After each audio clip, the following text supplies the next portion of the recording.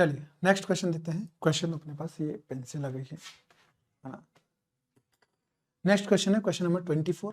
Question में बोला हुआ है a radius vector of point A relative to the origin varies with the time as AT I cap minus of BT square J cap. ठीक है, मतलब जो आई cap के साथ में जो अपने पास AT गिवन है that is the x position है ना ऑफ दैट पार्टिकल, और minus of BT square is a y position है ना, where A and B are the positive constants and I and J are the unit vectors of x and y axis। अपन को क्या क्या पता करना है, the equation of points trajectory y और x plot this function। ठीक है, the time dependency of the velocity v and acceleration of w vector। ठीक है, as well as the moduli of their quantities। ठीक बात है, the time dependency of the angle alpha between the vectors w and v। तो अपन को दोनों के बीच में वेलोसिटी और एक्सेलरेशन के बीच में अपन को एंगल निकालना है which depends on time. The mean velocity vector average over the first t second of motion and modulus of this vector. ठीक है ना, मीन वेलोसिटी अपन को पता करना है t सेकेंड तक। मीन वेलोसिटी अपन डायरेक्ट ही पता कर पाएंगे क्योंकि अपन को पोजीशन वेक्टर गिवन है, तो अपन को डिस्प्लेसमेंट वेक्टर डायरेक्ट पता है ना। तो देखो वन बाय वन करना चालू करते हैं अपन। तो क्वेश्चन में अपन को जो पोजीशन वेक्टर गिवन है विद रिस्पेक्ट टू टाइम वो लिख लेते हैं अपन। R vector equal to AT I cap minus of BT square J cap. इसका मतलब इसमें जो x पोजीशन है दैट इज AT और y is as B of T square. अब देखो जब भी अपन को क्वेश्चन में ऐसे पूछा जाए कि इक्वेशन ऑफ पाथ फाइंड करो, लोकस पता करो, इक्वेशन ऑफ ट्रेजेक्टरी पता करो, इसका मतलब है कि अपन को जो x, y और z कोऑर्डिनेट्स गिवन है उनके बीच में रिलेशन एस्टेब्लिश करना है by removing the extra term, या फिर मैं बोलूं वेरिएबल। यहां पे जो अपने पास वेरिएबल है दैट इज टाइम है ना, तो अपन को टाइम को यहां से रिमूव करना है।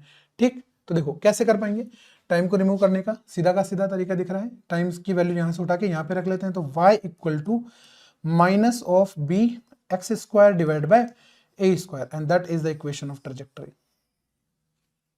ठीक है, और ये सीधा दिख रहा है y is equal to minus x square है, मतलब पैराबोला है और डाउनवर्ड पैराबोला है ना।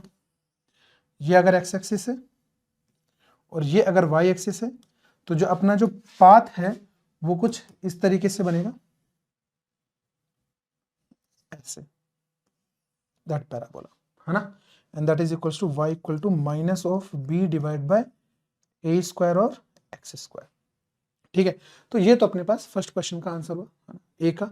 अब बी में बोला है अपन को वेलोसिटी और एक्सेलरेशन एज ए टाइम निकालना है, तो इसको अगर मैं फर्स्ट टाइम डिफरेंशिएट कर देता हूं तो अपने पास वेलोसिटी मिल जाएगी dr vector divide by dt and that is equals to a of i cap minus of 2bt j cap.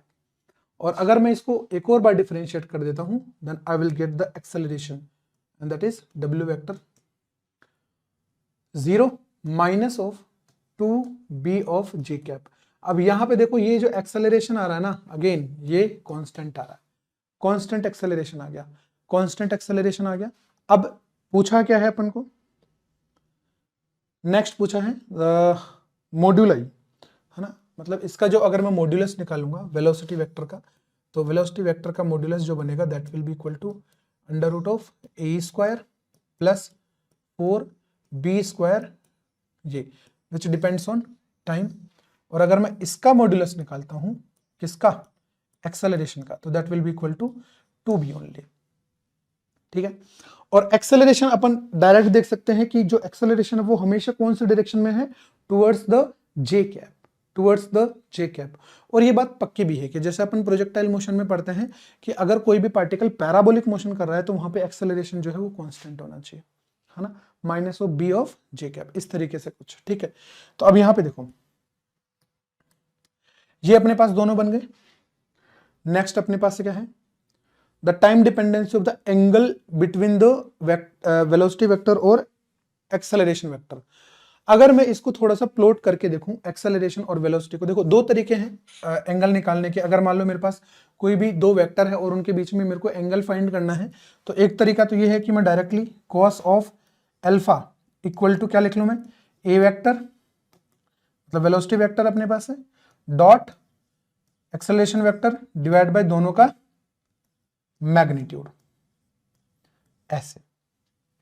ठीक है, दोनों का अगर मैं डॉट प्रोडक्ट करता हूं तो देखो कितना बनता है अपने पास, वेलोसिटी वेक्टर और इसका जैसे मैं डॉट प्रोडक्ट करूंगा केवल और केवल जे वाला बचेगा अपने पास, मतलब अपने पास बचेगा 4b² t डिवाइड बाय ए का मॉड्यूलस हो गया, बी का मॉड्यूलस हो गया 2b, सॉरी ओमेगा का एक्सेलरेशन का, और ए वेलोसिटी का मॉड्यूलस हो गया a² प्लस 4b² t²। तो अपने पास जो कोस अल्फा की वैल्यू आएगी that will be equal to 4 नहीं 2bt divide by under root of a² plus of 4b² t²। ये तो अपने पास कोस अल्फा की वैल्यू आ गई है ना। अपन एक्सेलरेशन सॉरी जो एंगल है ना, जो एंगल है वो अपन डायरेक्टली वेक्टर्स को ड्रॉ करने के बाद में अपन निकाल पाएंगे। जैसे कैसे, जैसे अगर मान लो मैं वेलोसिटी को ड्रॉ करना चाह रहा हूं, तो ये हो गया अपने पास एक्स एक्सिस और ये हो गया अपने पास वाई एक्सिस। तो एक्सेलरेशन जो वेक्टर है उसकी डायरेक्शन तो किस डायरेक्शन में है, माइनस ऑफ जे कैप, मतलब जो एक्सेलरेशन वेक्टर है वो तो अपने पास इसी डायरेक्शन में है। और जो वेलोसिटी वेक्टर है उसके पास दो कंपोनेंट हैं, एक तो है ए पॉजिटिव आई में और एक है J, and that will be equal to 2 of B in T. तो जो वेलोसिटी वेक्टर है वो इस डायरेक्शन में है और ये अपने पास एक्सेलरेशन वेक्टर है। तो दोनों के बीच में जो एंगल मैं फाइंड करूंगा that is equals to alpha, that is equals to alpha. तो यहां से देखो tan अल्फा मेरे को ना सीधा दिख रहा है, tan alpha equal to a divide by 2bt, सीधा अपने पास tan अल्फा की वैल्यू यहां से आ जाएगी। ठीक है ना, a डिवाइड बाय 2bt।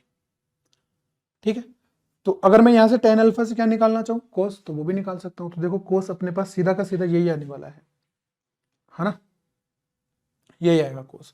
तो अपन एंगल दो वेक्टर्स के बीच में इस तरीके से निकाल पाएंगे। ठीक, आगे अपने पास कौन सा क्वेश्चन है, इसमें देखो, इसमें है अपन को the mean velocity vector average over the first t seconds of the motion and modulus of this vector. अब देखो t इक्वल टू 0 पे जो पोजीशन है वो अपने पास सीधा का सीधा दिख रहा है कि कहां पे है, वो ओरिजिन पे है, ओरिजिन पे है पार्टिकल t इक्वल टू 0 पे। ठीक है, और अब अपन को पूछा है कि भाई किसी भी टाइम t इंस्टेंट पे अपने पास एवरेज वेलोसिटी कितनी होगी। तो जो एवरेज वेलोसिटी होगी that will be equal to change in position मतलब डिस्प्लेसमेंट डिवाइड बाय टाइम। तो इनिशियल पोजीशन जो है वो 0 है, तो final position is a change in position, है ना। तो ये बन जाएगी अपने पास 80 of i cap minus BT² of j cap divide by t। तो जो एवरेज वेलोसिटी वेक्टर बनेगा that will be equal to a of i cap minus of BT of j cap. और अगर मैं इसका मैग्नीट्यूड निकालना चाहूं तो ये अपने पास बन जाएगा root of a² plus b² t²। इस तरीके से अपने इस क्वेश्चन को सोल्व कर पाएंगे। ठीक है।